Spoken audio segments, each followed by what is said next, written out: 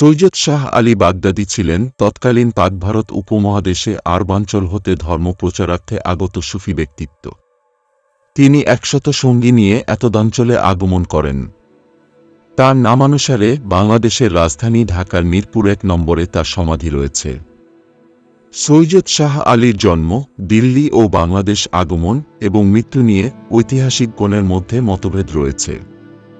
তবে সকলের ঐকমত্যের বিষয়টি হল, তার জন্ম বাগদাদের ফোরাত নদীর তীরবর্তী একটি কসবাতে। তিনি হযরত আলী এর বংশধর।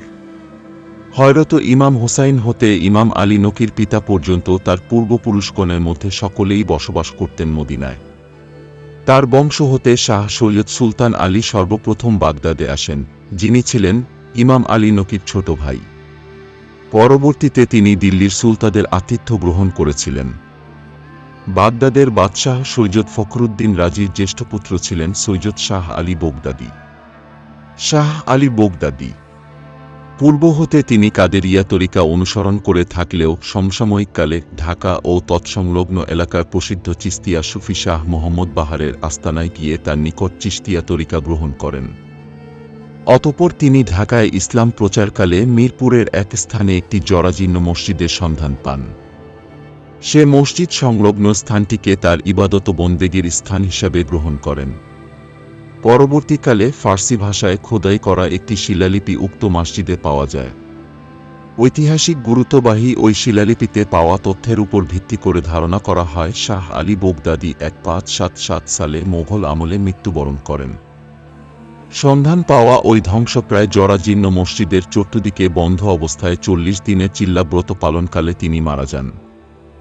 শিয়া এবং সুন্নিদের ধর্মবিরোধের সময় তিনি বাগদাদ নগরী হতে প্রস্থান করেন।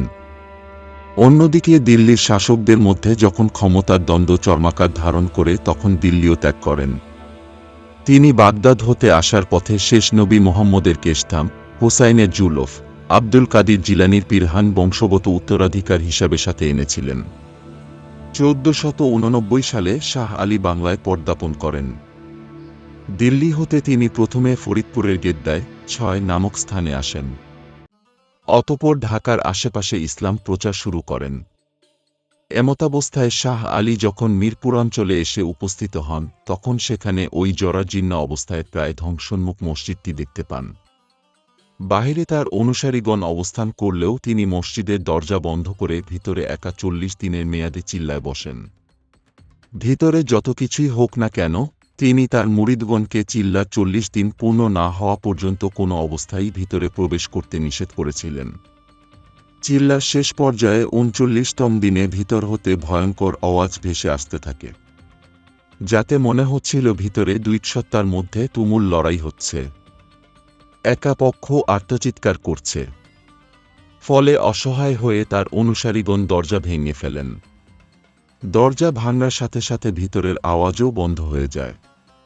অথচ সেখানে তারা তার রক্তাক্ত ছিন্ন বিচ্ছিন্ন দেহ ছাড়া কিছুই দেখতে পাননি। সে সাথে একটি দৈববাণী শুনতে পান, যাতে বলা হয়, যেখানে পড়ে আছে সেখানেই দাফন করো। অতঃপর তাকে উক্ত মসজিদের ভিতরেই দাফন করা হয়। তখন হতে এ মসজিদটি তার দরগা শরীফে পরিণত হয়। সাধারণত আর কোনো সুফি দরবেশের এরূপ মাজার কোথাও চোখে পড়ে না। তৎকালীন বাদশাহ নাসিরুল মুলকের আমলে প্রায় 1807 সালে হিজরি 1221 সালে মোহাম্মদী শাহ নামক অপর এক সুফি ব্যক্তিত্ব উক্ত সাদিকে তৃতীয়বারের মতো পুনর্নির্মাণ করেন। শাহ আলীর সাধি যে মসজিদে অবস্থিত তা তার নামে শাহ আলী মসজিদ হিসাবে পরিচিতি লাভ করলেও মূলত তা তার আগমন পূর্ব একটি ঐতিহাসিক মসজিদ। দিল্লি সম্রাট কর্তৃক মিরপুরে মসজিদটি নির্মিত হয়। একটি ঐতিহাসিক সূত্র হতে জানা যায়, বাংলার স্বাধীন সুলতান শামসুদ্দিন ইউসুফ শাহের রাজত্বকালে 1474 থেকে 1481 এ অঞ্চলের গভর্নর জহিরুদ্দিন খান 1480 খ্রিস্টাব্দে এটি নির্মাণ করেন। ঢাকায় আদি ইট নির্মিত যে সকল পুরাকীর্তি বা ঐতিহাসিক স্থাপত্য দেখা যায়, তার মধ্যে বিনুতা বিবির মসজিদটি 1457 সর্বপ্রথম নির্মিত হয়। এরপরই নির্মিত হয় শাহ আলীর মসজিদ। ঢাকার মিরপুরে তার নামানুসারে শাহ আলী থানা ও শাহ আলী মহিলা কলেজ নামে একটি শিক্ষা প্রতিষ্ঠান রয়েছে। মিরপুরে এই মাজারকে ঘিরে রয়েছে অসংখ্য মাজার ভিত্তিক দোকানপাট, এই সমস্ত দোকানে বিক্রি হয় কড়ি, ফিতা, সন্ন্যাসী লাঠি, বাইশে বাঁশি, আগরবাতি, মোমবাতি, মাজরের প্রসাদ ইত্যাদি সহ অনেক কিছু পাওয়া যায়। এক ধরনের রমরমা বাণিজ্য বলতে পারেন। তাই ভ্রমণ পিপাসুদের জন্য হতে পারে এটি একটি আনন্দময় জায়গা।